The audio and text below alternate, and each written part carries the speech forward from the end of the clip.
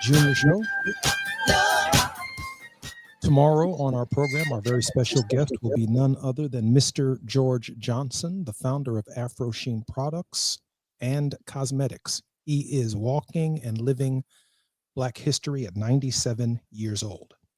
I have a very special guest today that I'm going to introduce momentarily, but I want to talk for just a moment about words, about the importance of words, about the connotation and the denotation of words as we go forward. One of the great things I admire about Tavis Smiley is his capacity to use the English language, to use it carefully, to deliver a message. This week, Wednesday through Saturday, I will be in New York broadcasting live on 4KBLA at the National Action Network Conference. I am expecting to hear some of the greatest speeches of the 21st century. Why? Because the moment is of such that there's going to be some amazing things said. Words matter. But I'm also concerned that words also have meaning. They connote things, they denote things. A classic example is on April 18th, 1864, Abraham Lincoln recognized that Northern abolitionists and Southern Confederates were using the same words. On April 18th, he said in the Sanitary Fair in Baltimore speech, a lecture on liberty, he said, "We all declare for liberty, but in using the same word, we do not all mean the same thing. With some, the word liberty may mean for each man to do as he pleases with himself." That's where we are today, and the product of his labor. While with others, the same word may mean for some men to do as they please with other men, and the product of other men's labor. Here are two not only different but incompatible things called by the same name, liberty, and it follows that from each of these things is a respective party called by two different and incompatible names, liberty and tyranny. Abraham Lincoln understood the significance of the words that we use. I've been hearing a lot of young African Americans saying it's time for a Black Power movement. Dr. King understood the power of words. He understood that they connoted and they denotated different meanings. And so it was. In the March Against Fear, the James Meredith March, when in the middle of the march, even though the term Black Power had been used over and over and over again, it really didn't enter the public lexicon until the March Against Fear. Stokely Carmichael stood up in the middle of an evening rally in this great march, and he shouted, "We need Black Power." And the audience began responding, "We need Black Power. We need Black Power." And Dr. King said, "I really wish you wouldn't use that term because the media is here, and the context of using that term for some people might mean Black empowerment, but for still others, it might mean that we need violence, that we need to do something to get white power's attention." Dr. King said that the most effective way to achieve our goals is through nonviolent, direct civil disobedience, to show our love, to take the beating, if you will, to take the blows of the oppressor, transform that power into consciousness. These innocent people who are being beaten in this nonviolent march do not deserve what's happening to them. When the nation saw those images, it changed the course of the discourse because Dr. King said that the words that we use must equal the ends that we seek to achieve in the society. What is the end that we seek to achieve in the society? More segregation? Knowing full well that the Congress and the state legislatures are going to put more money in white schools if we decide we want to be segregated, meaning monies will not make it to our schools? Or do we want equal high quality education, equal high quality healthcare for all Americans? The words that we use do matter, but it doesn't mean that we don't know what Black Power means. It just means that the words that we use create reactions. Every action in the universe has an equal and opposite reaction, one of Newton's laws. So Dr. King said we have a march against fear. Not only fear for African Americans, but fear for the people whose consciences we are trying to get through to. We're going to choose our words carefully. Why? Because we want some white folks to march with us. We want some Hispanics to join our march. We want some evangelicals to join our march. We want some people from red states and red counties to join our march. We want some Dixiecrats to take off their sheets and some judges to take off their black robes, and we want them to join our march around the idea of human dignity. So today I'm having a conversation with a millennial, a young man by the name of Ernest Krim III, Emmy-nominated producer, public teacher, anti-racist educator, hate crime victor, who uses Black historical narratives to empower and educate through culturally equitable lens. Mr. Krim, a Southsider of Chicago native, University of Illinois graduate, is a former high school history teacher of 12 years who now advocates for social justice issues and teaches Black history to the world through social media with a platform that reaches roughly 4 million people each month as of 2024. As such, he has created content for companies such as HBO, Hulu, Disney, Paramount, and the History Channel. Additionally, he's the CEO of Krim's Cultural Consulting, LLC. Ernest Krim III is our guest on the Jesse Jackson Jr. Show because he's mastered the power of words. When we come forward, Ernest Krim. It's afternoon drive time with Jesse Jackson Jr. Only on KBLA Talk 1580.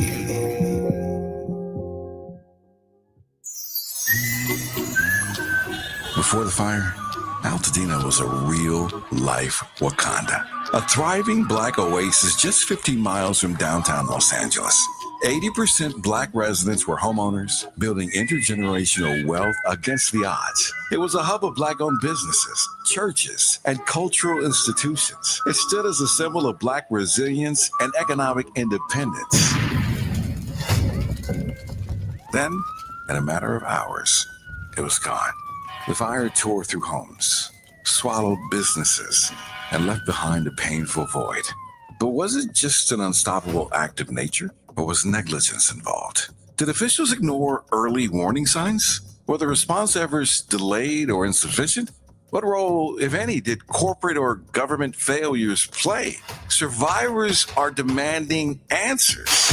Don't miss our KBLA Talk 1580 Town Hall. The Eden Altadena Fire, 100 days and counting, on Wednesday, April 16th, 4 to 6 p.m. at the Robinson Park Recreation Center, 1081 North Fair Oaks in Pasadena. Join Dominic DePrima, Nee Cordelai Corte, James Farr, Tavis Smiley, and a panel of survivors, community leaders, and experts as we commemorate day 100 since the wildfires flared up, and we discuss where we go from here. It's KBLA's Eden Altadena Fire, 100 days and counting Town Hall, Wednesday, April 16th, 4 to 6 p.m. at the Robinson Park Recreation Center in Pasadena. Light refreshments to follow. Admission is free, but sign-up is required at our KBLA1580.com website. This is a community call to action, brought to you by KBLA Talk 1580 and Quinn Emanuel Trial Lawyers. At KBLA Talk 1580, we've got your black. We all hear the radio ads about the IRS. They tell you to be afraid, to be scared, and they try to frighten you into calling. I'm not here to do that. Tax Relief Advocates is different. TRA is here to tell you that if you owe money to the IRS, whether it's $5,000, $50,000, or $500,000, we have a solution. It doesn't matter if you're sitting in your car, at work, or with your kids. No matter where you are, call now. 800-550-9651. Don't lose hope. TRA can eliminate or reduce what you owe to the IRS. Generous programs are now available that can give you a fresh start. Our passion is taxes and helping individuals fix their IRS problems. We have over 1,000 5-star reviews on Google and an A+ with the Better Business Bureau. You don't need to be afraid of the IRS any longer. End your tax nightmare today by visiting us online at TRA.com or call 800-550-9651. That's 800-550-9651. Tax Relief Advocates, real solutions for real people. Now back to more of Jesse Jackson Jr. on KBLA Talk 1580.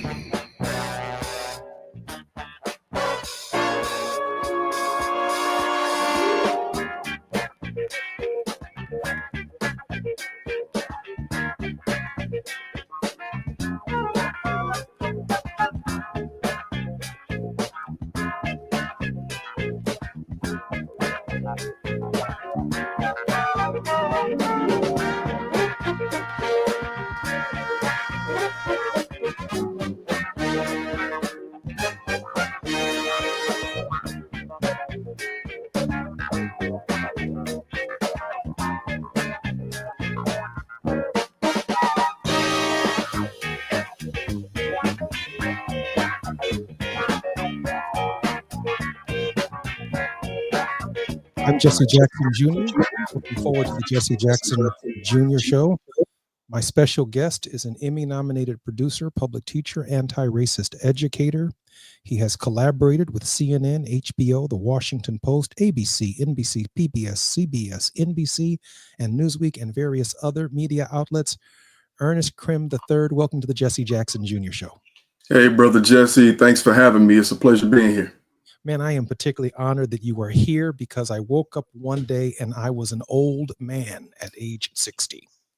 And there's an entire generation of people out here that in no small measure, you're being called to lead, to influence, to change their thinking. And as you reflect upon the enormous responsibility that entails, it occurred to me when we began the program that I think the most important thing I could talk with you about are the importance of words and intentions, what you see, what you understand, what this generation is saying, and what can we do to build a beloved community to get us there. Mr. Krim, I feel like I should just turn my show over to you because one day, guess what? I'm going to have to turn it over to you anyway. Hey, I appreciate that recognition, but also the fact that, man, being 60 is a blessing. You know, as Black men, we don't often think about living a long and fruitful life, brother. And you are proof and a great example of what we should strive to be as we gracefully age 60 years young. I appreciate that. Ernest, tell me, how is your generation receiving this iteration of the Trump administration, what it means for our politics, what it means for organizing, and what it means for young people? Take your time. The stage is yours. Yeah, I think the way that we are taking this is, I think we're deciding to take a step back. As millennials, and this is part of the reason why I really wanted to write my book too. I think oftentimes as historians, as products of history, as Black folks, just in the entire landscape of America, when we teach these things, we talk about the American Revolution, we talk about the presidents, we talk about the Civil War. We often then jump into 1955 and we start talking about King and Rosa Parks. And then we'll oftentimes jump again from 1968 to roughly around the time Obama was elected. And we miss so much of what happened in between that time, the 80s, the war on drugs, and everything that happened then, and the hyper individualism that emerged from that era as our companies and our jobs got outsourced to different countries. I think for millennials, we have seen the products, the fruits of our ancestors' labor, but then we've also witnessed that be stripped away and taken away. We've seen the hope of Obama, and then we also saw a decade of tragedy and trauma as we saw Black men and Black women constantly get killed. I think that we were very hopeful for what legislation can provide as a remedy for the problems we faced.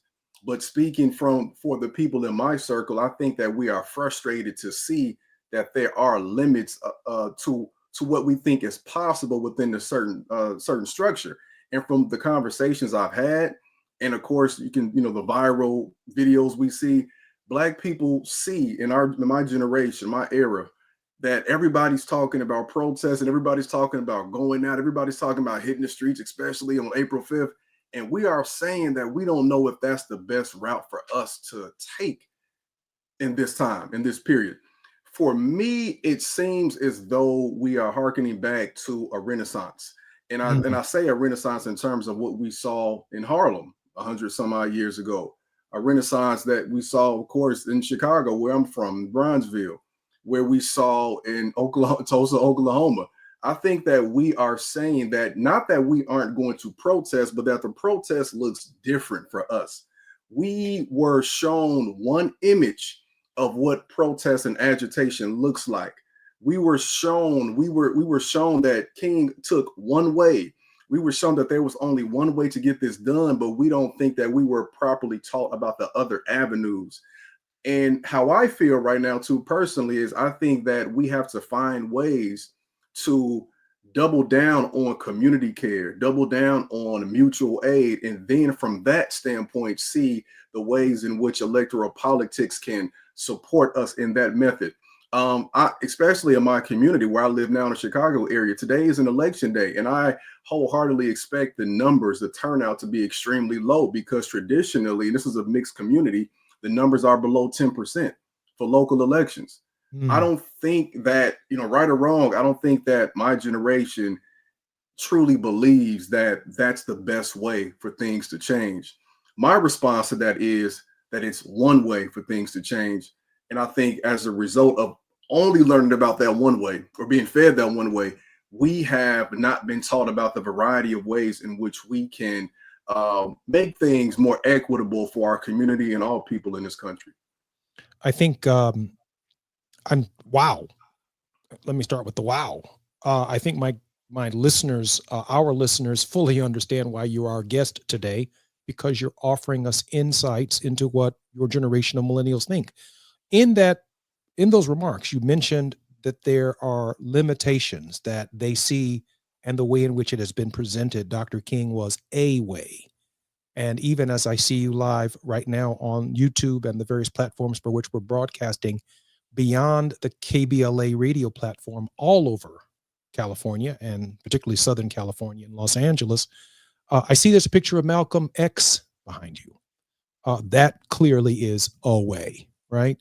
Are there other ways that millennials are choosing to engage? Because obviously the level of engagement is part of the reflection and part of the resistance. Yeah, I think that we are looking at what it means to be independent.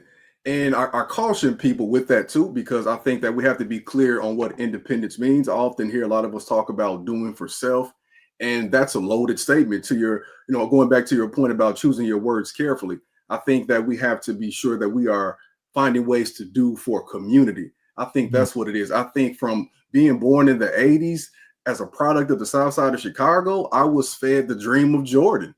And what I mean by that is the mirage of capitalism. That, Mm. just trying your best and doing your best at anything and working hard as if our ancestors didn't work hard enough will yield these types of results, and these types of monetary results are for the fulfillment of myself. And by achieving that, then I can then pull my community up. And how many times have we seen that actually happen from Mm. the millions of of seemingly millionaires from our community in sports and entertainment? I think that we are in a lot of ways unlearning the ills of capitalism. We were taught from a generation too that said, well, you can go to college and get this job for 30 years and then you can retire like me. But we're saying that's not actually the case. And we're also seeing that college costs different for us when we started. And also now, as we have kids who are beginning to go to college, it's the same thing. We are still paying for our loans as we try to get our kids into college, because we still don't fully know if that's the best route, but we don't know what other ways to go. So I think from what I'm seeing in the conversations with people contacting me, I'm seeing people who are pulling their kids out of school to homeschool. I'm seeing pod schools pop up. I'm seeing a resurgence of the Green Book in various different apps around the country. I Wow. think, yeah, I Where to go, truly, where to go and not to go. where to go and where not to go, and also too just where to support Black-owned businesses in any city, USA. Mm. I truly believe that and again, I can only speak for my generation and my upbringing. Oh, you can We speak have, for all of us, brother. Keep yeah, speaking. I just feel like we've been so conditioned again to believe that things were solved. And Mm. we had this conversation in Joliet actually, and it like Dr. King, like that work is never done.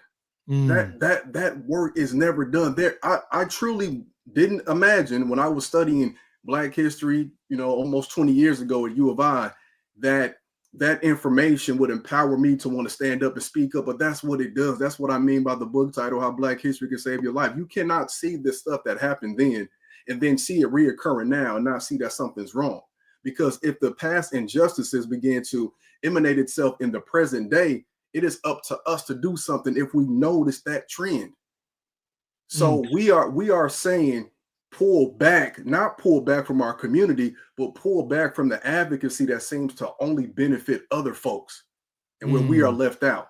The community aid, the mutual aid, the caring for our children, the monitoring kids as they go to school, to making sure they're safe, to making sure Mm. our kids have jobs. What we see even now, I've seen videos of downtown Chicago, I've seen videos of downtown New York where kids we don't look at it this way, but it's an act of agitation. Kids are hitting the streets. They Mm, don't look at it as a protest, but they are going against this generation. They're saying you all ain't providing nothing for me, so we're gonna go to your downtown, the business district, since we don't have third spaces, and we're gonna tear it up. Because when I mm, was growing up, man, on the south side, we didn't have any bowling alleys in walk-in distance or bus distance. We didn't have any movie theaters. We didn't have any places to go. We didn't have a local park where I live so far south side. So we had to go to other places. And these mm. kids are done with that. They're not, of course, exercising it the appropriate way to me, but also too, I understand that they are young and many of them are being raised by millennials. And Mm. we are still confused. We as millennials, many of us are still trying to grow up. Ernest, I want to go to this. I want to go to this point you made about the Jordan generation, because I mean I'm 60, but I remember Michael, and I'm obviously from the city. The reason I say that is because oftentimes when I travel around the country, particularly speaking to your generation, um, it's easier, quite frankly, statistically, and the odds are that Ernest Krim III will be president of the United States before you'll be a Chicago Bull. To become president of the United States, you got to run from Iowa to New Hampshire and trying your best to get to South Carolina with about 8 white guys in the race.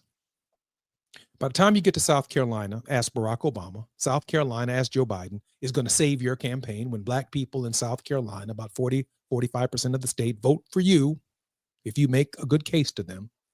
And then all the rest of the white guys drop out of the race because they don't have the money to continue.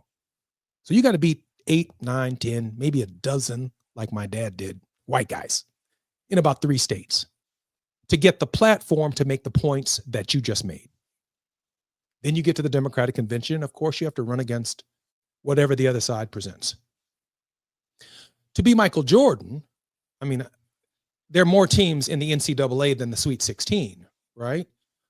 And then to be an African American who makes those teams from some high school recruited somewhere in the United States where there are some 95,000 schools, which is a huge pull just to get to the NCAAs, and then to get to the Sweet 16 and the Final Four, and then to the championship. And by the time you become a Chicago Bull for Michael Jordan, you have weeded out millions of people who grew up with the Jordan dream.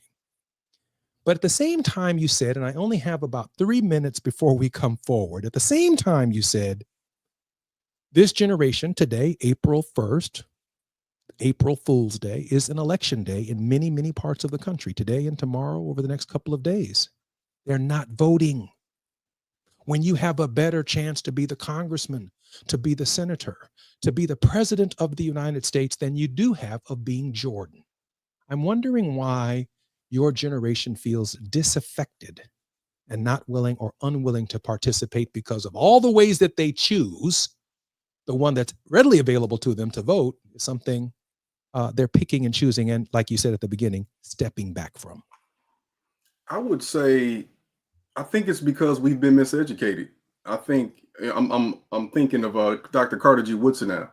I Mm, believe that as a product of the public school system, as someone who taught U.S. history, government, African American history, we aren't even teaching civics the correct way.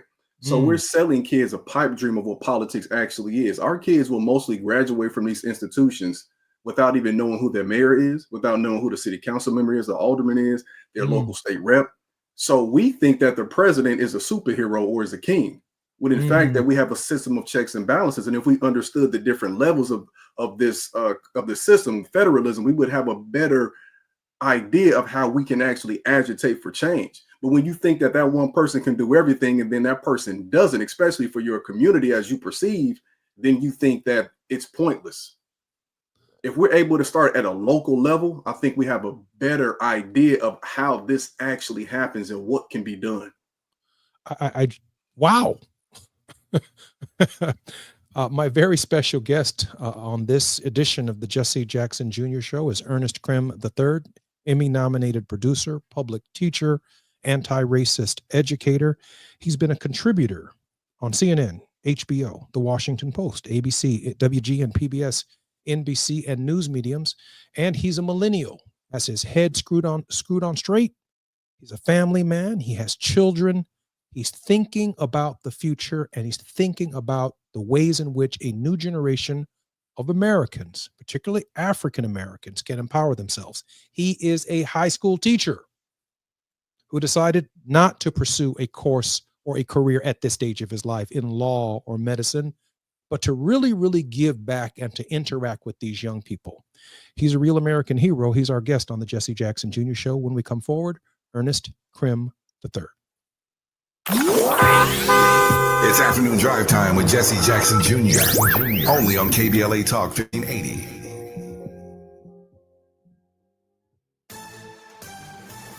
I'm Doug Davis with 4 things you should know with BIN News. The mass layoffs of federal healthcare workers, many who are Black, is underway. There are reports that some Department of Health and Human Services employees found out early this morning that their ID badges no longer work to get them inside the building. Buffalo mass shooter Peyton Gendron is seeking to move his federal trial to New York City, citing pretrial publicity and its impact on local communities of color. He now faces the death penalty in federal court.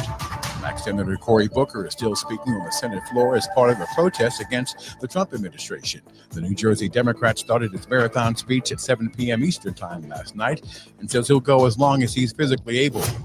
And Black Olympian Simone Biles will deliver the commencement address to Washington University's class of 2025.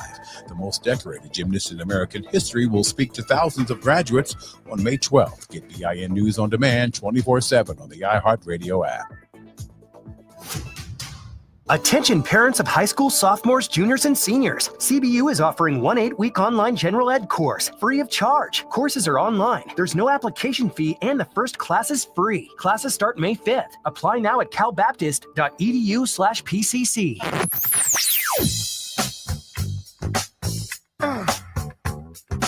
This is KBLA Talk 1580. Talk radio. That's music to your ears. We're unapologetically progressive. KBLA Talk 1580. We've got a lot to talk about. I'm Reverend Gerald, the life coach. Is someone you love struggling with addiction and mental illness? Is improving your family's health important? Want to leave a legacy that your family can grow? Are you ready to enhance your perception of life experiences? Then wake up weekends at 7 a.m. with Urban Family Focus and get the wisdom, opportunity, resources, and motivation to live your best life. Join the conversation on Urban Family Focus Saturday and Sunday at 7 a.m. Unapologetically progressive. KBLA Talk 1580. We've got your black. At the tone, please record your message.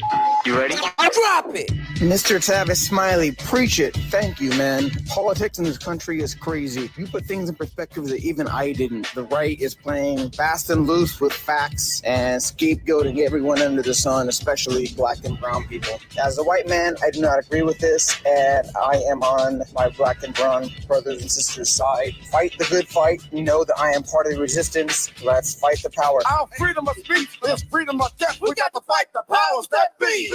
KBLA Talk 1580. We've got your black.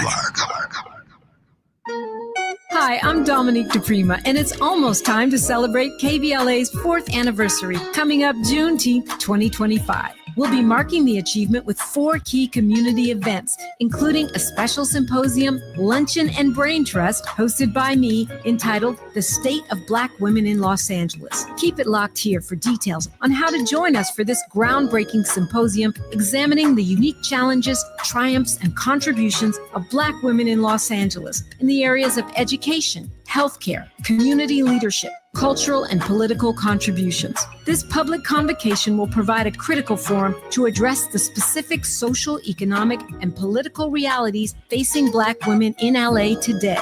We'll go live with a radio broadcast and YouTube live stream, a public discussion, and a private dialogue with some of LA's most impactful women. It's an affirmation of Black women standing at the intersection of race and gender in times of adversity while demonstrating remarkable resilience and leadership. We will listen and we will speak out and be heard, all in service of finding opportunities and solutions. Please plan to join us in celebrating our 4th anniversary by amplifying the voices of Black women. For more on our symposium and 4 events celebrating 4 years on the air, simply stay tuned or keep an eye on KBLA1580.com and help make this Juneteenth more jubilant with all of us at KBLA Talk 1580. You're listening to Jesse Jackson Jr. on KBLA Talk 1580.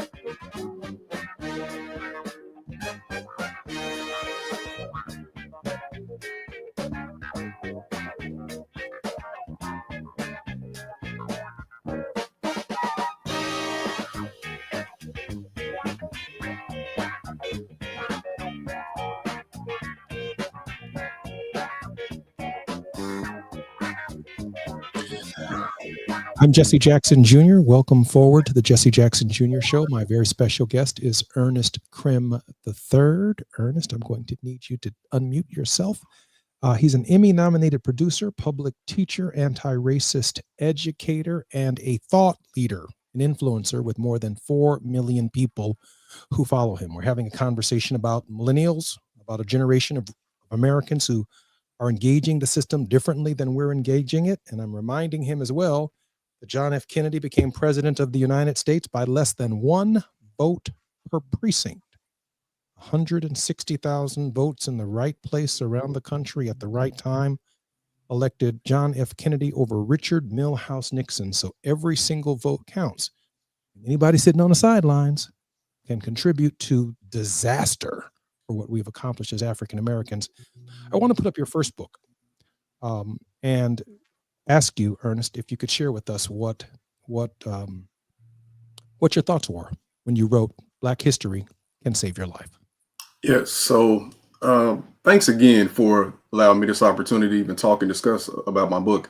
How Black History Can Save Your Life was the culmination of a life where I paid particularly close attention to the racism I experienced and the Black history I was taught directly and indirectly throughout my life, which culminated with me dealing with a hate crime in July of 2016. The proverb that I start the book with is an African proverb that says, if you don't know who you are, anybody can name you. And if anybody can name you, your answer to anything. The reason why I have Malcolm X so large in my office, besides the fact that my mom was a huge Malcolm X fan, is I truly believe that in order to get to the point where you are correctly agitating politically like Dr. King, you have to have pride in yourself like Malcolm X did. And I think that oftentimes when we teach people about King, we don't talk about the pride he even had for himself and how he spoke about that, especially towards the end of his life. So this book is me figuring out my place in this world, in this existence, through this racial lens.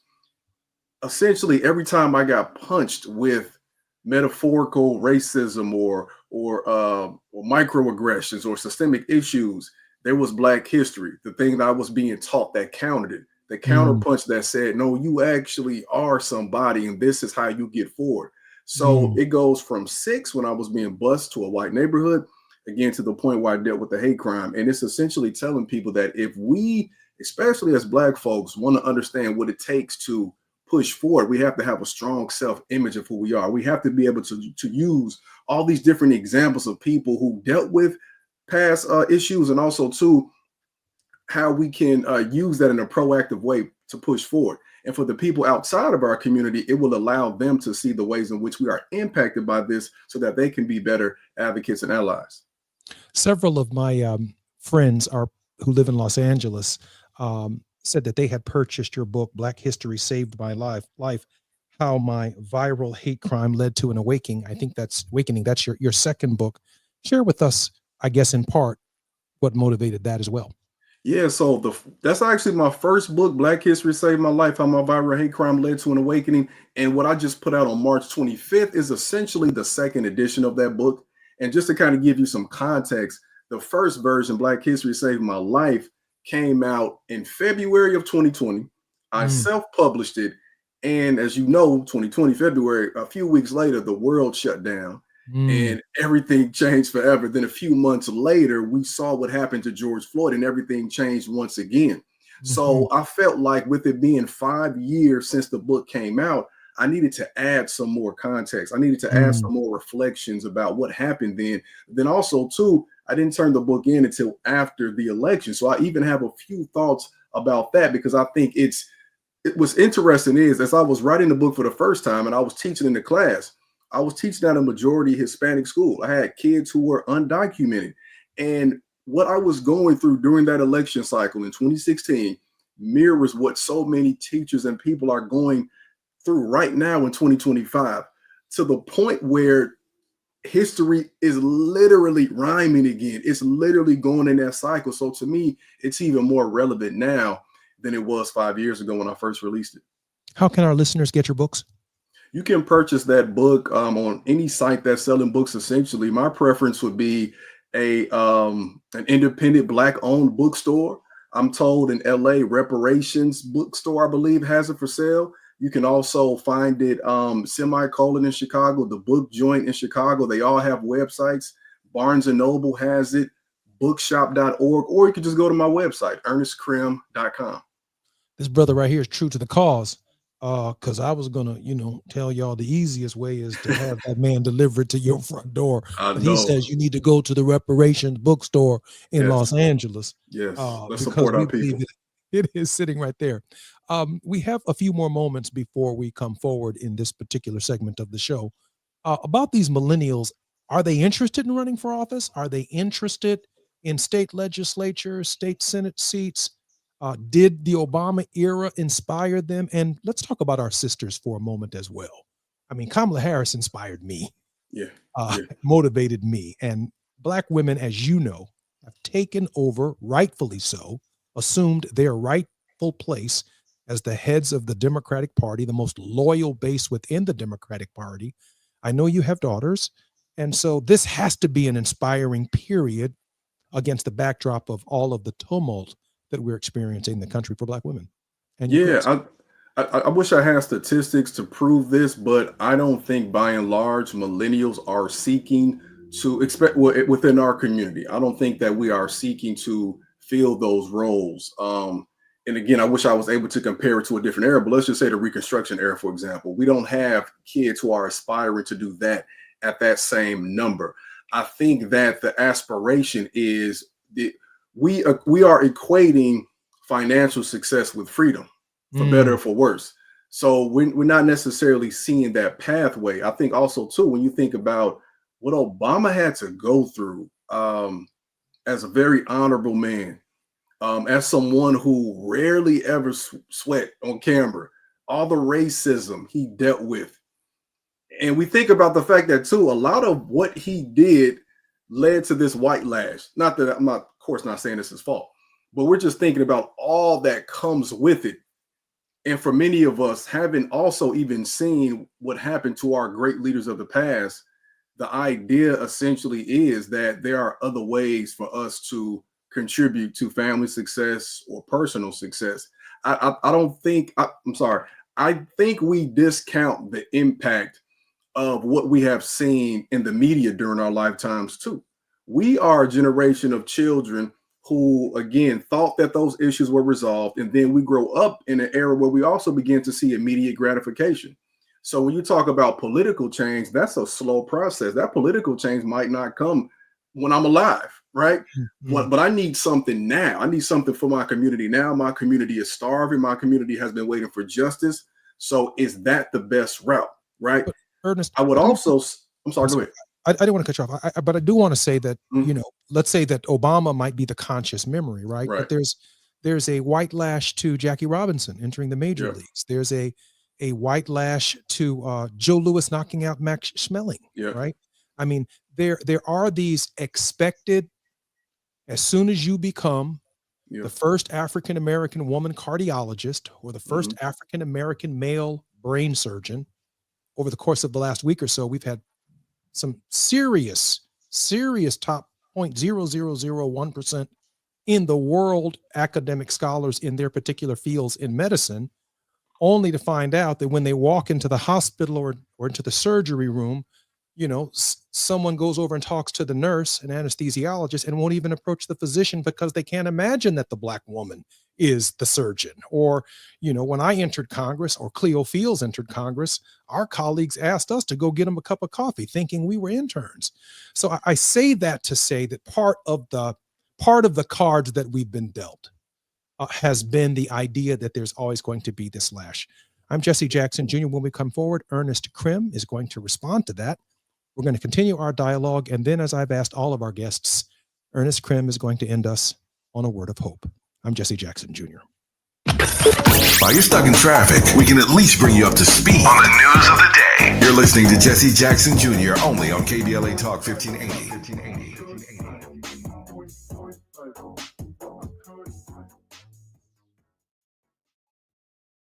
LA property owners, join us to house more veterans. By accepting veteran housing vouchers, you will receive guaranteed rent while providing a stable and safe home that will make a difference in their lives. Help house our heroes. Expedited processing and dedicated support for property owners is available because every veteran deserves a place to call home. Email houseourvets at lacity.org, HOUSEOURVETS at lacity.org for more information. The biggest names, best conversations. You're riding with Jesse Jackson Jr. on KBLA Talk 1580. Thy ticket, Lady Jennifer of Coolidge. Well, many thanks, good sir. Hereeth my Discover card. They accept Discover at Renaissance fairs? Yeah, they do here. Discover is accepted at the places that I love to shop. Getteth with the times. With the times? You're playing the lute. Yeah, and it sounds pretty good, right? Discover is accepted at 99% of places that take credit cards nationwide. Based on the February 2024 Nielsen report.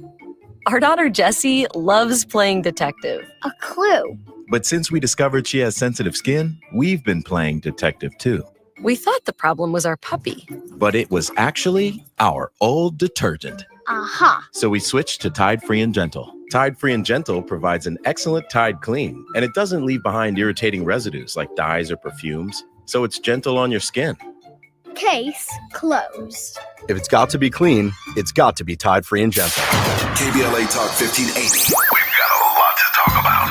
KBLA Talk 1580 reminds you that we keep us safe. Every girl deserves a chance to shine. That's the belief behind Forgiving for Living, Inc. Since 1999, this organization has been empowering at-risk girls ages 13 to 18, helping them overcome behavioral and mental health challenges. Founder Wendy Gladney's personal journey inspired the mission to give girls hope and purpose through the power of forgiveness. Through their ambassador program, workshops, and annual conference, Forgiving for Living has touched over 3,000 young lives, providing mentoring, life skills, training, and tools for building self-esteem and confidence. You can make a difference. Visit forgivingforliving.org to donate, volunteer, become a mentor, or find help for a young girl in need. Forgiving for Living, Inc., building brighter futures for young girls. Visit forgivingforliving.org today. This is a community call to action from KBLA Talk 1580. KBLA Talk 1580. We've got a lot to talk about.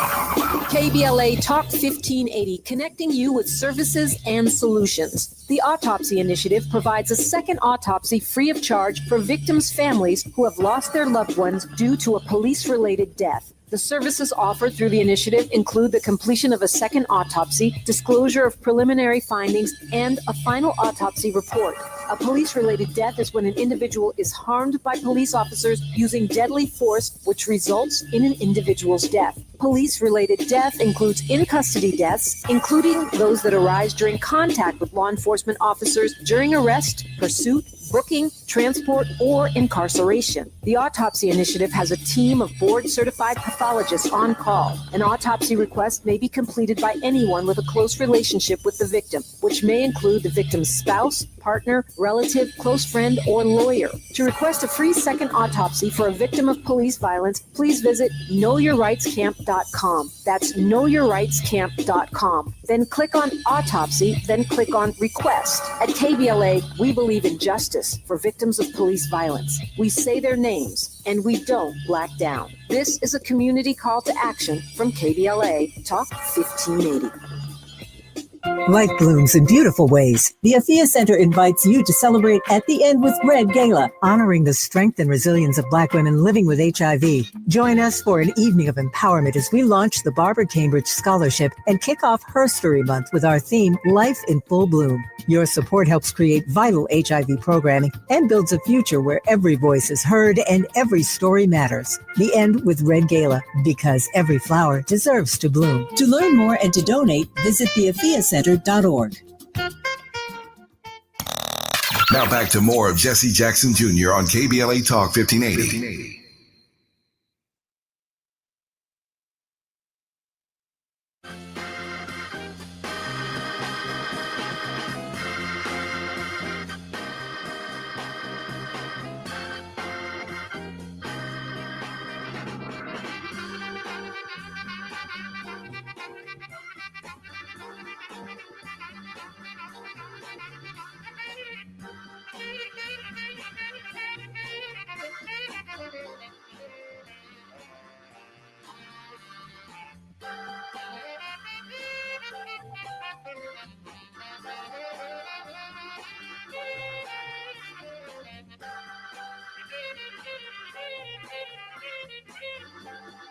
I'm Jesse Jackson Jr. Welcome forward to the Jesse Jackson Jr. Show. Tomorrow, after our show with George Johnson, the founder of Afro Sheen Products and Cosmetics, the producer of our show, Gina Towns, and I, we are driving to New York City from Chicago. We'll be in New York April 3rd through the 6th, 4 p.m. Eastern Time, 3 to 4 p.m. Central Time, 1 to 2 p.m. PST, making connections with Reverend Al Sharpton that matter at the National Action Network Conference. Everyone on earth is going to be there this year because we are at a pivotal moment in our nation's history, in our nation's struggle for social justice and for civil and human rights. And we're all gathering at the conference of the National Action Network under the leadership of my uncle, Reverend Al Sharpton, whom I've known all of my natural life. Look forward to seeing you guys there. My very special guest for the remaining 9 minutes of our program is Ernest Krim III, Emmy-nominated producer, contributor, public advocate, but he's also a high school teacher. He took a very different path to leadership and continues to take a path to leadership that I absolutely support. Ernest, welcome forward to the Jesse Jackson Jr. Show. Ernest, just before the break, I asked the question or raised the issue of the backlash. My father often says we have to be superior just to be equal as black people. We have to demonstrate an unprecedented excellence. We have to be sober. We have to be sane. We have to be clear. The things you do right now in your life, trust me when I tell you, the day you decide you want to run for Congress or be president of the United States, someone's going to go combing through everything you've ever said to see something crazy you said at a moment. And then they're going to say, oh, here he is. He didn't preach this sermon right here. And you'll be like, wait a minute, that was me at 18. That was me at 15. How are you going to tell me that's who I am while I'm trying to be the president of all the people? So there are consequences for the words that we choose and the actions that we take. And one of the things that I admire about you is the preparation that you have engaged in working with young people and helping them, not only as their teacher, but as their mentor, as their role model. Share with us some of the difficulties of what it means to be a Black man re-entering high schools and elementary schools and teaching our children. And a couple more questions, and then I'm going to ask you to end us on a word of hope. Ernest Krim. Yeah. Yeah, I think the most difficult thing for Black male educators is realizing that we are 1.3% of all educators. When I started teaching in 2010, it was 1.7. I left the classroom in 2022 to teach on a more global scale as a public teacher, and that number dropped to 1.3. And the time I was in the classroom, I started at a school that was a little more diverse with staff, but I ended for 10 years with one that wasn't. The microaggressions you can encounter, the feeling of isolation, the burden that you can sometimes have, especially when you are conscious of these things and you begin to advocate for your students, not just with your curriculum and the pedagogy and the content, but in the meetings too, and speaking up for them when they aren't around. That can be debilitating. But also at the same time, the feeling of teaching those children, connecting with them because we have a common language. Even as I got older, because when I first started, I was a millennial teaching millennials, right? But I got older, but even still, the connection, the impact I saw when I saw them in the streets, when I saw them at the stores, and the way their faces lit up when they saw me, it let me know that I was doing what I was supposed to do. And also, too, that the most important thing that I was teaching those kids actually had nothing to do with the content that they were going to forget as soon as the test was over.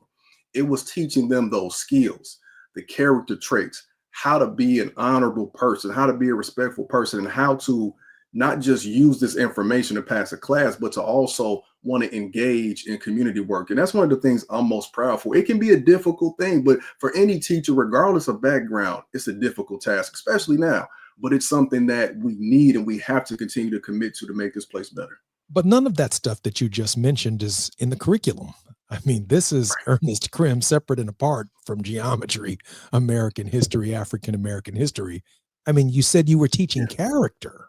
Yeah, yeah. I always tell people that teaching is a calling. I don't want just anybody in front of my kid. Just because you like history does not mean you should be teaching my kids history. You might have a great Twitter page or Facebook page. You might have 1 million subscribers on YouTube because you can make great videos. But do you actually care about the kids? It's children over content. It's content to get in the door to be with the kids. I love teaching because it was a pathway for me to mentor.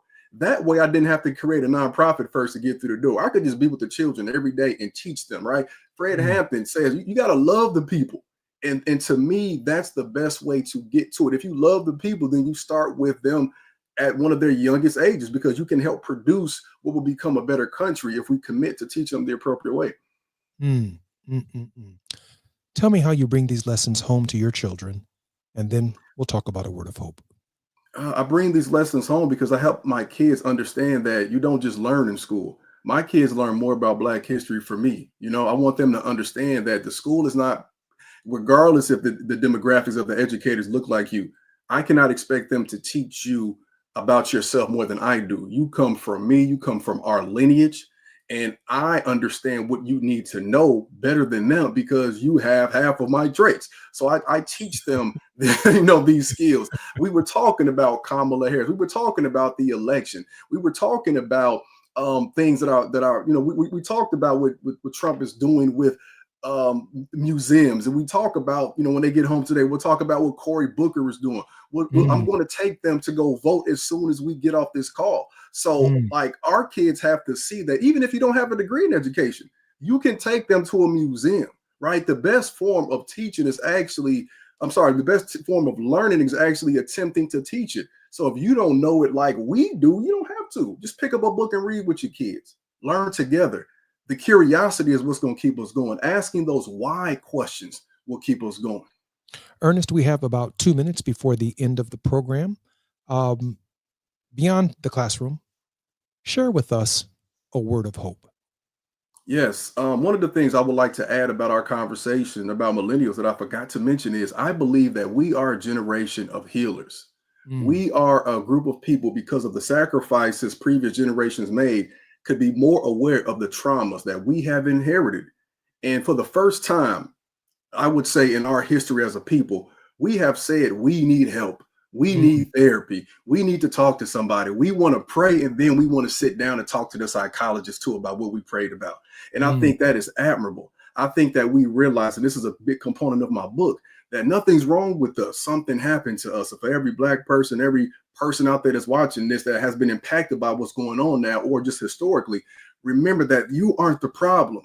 It's the system and it's the weight. But we have within us people, we have within us the energy and the spirit of those who have persevered and strove, people who survived, people who thrive. And if they got us to this point, imagine what we can do. And we channel that frustration and channel that energy. Where can we be in the next 300-400 years? I think we have that. Well, I am particularly honored that on our program today, we've had an educator, definitely a future leader, not only of within our community, but of our country. Ernest Krim III has earned his stripes. He's committed to our community. He is a public servant. He is an entrepreneur, a business person, but he also has a dynamic platform. He understands mass teaching, not just teaching an individual, although he got great honor in doing that. He understands how to teach our people from 1619 to the present, to teach our entire country. Ernest Krim III has been my very special guest. Ernest, thank you for being here. Thanks for having me. I'm Jesse Jackson Jr. You've been listening to the Jesse Jackson Jr. Show. When we come forward, it will be tomorrow. KBLA 1580 Santa Monica.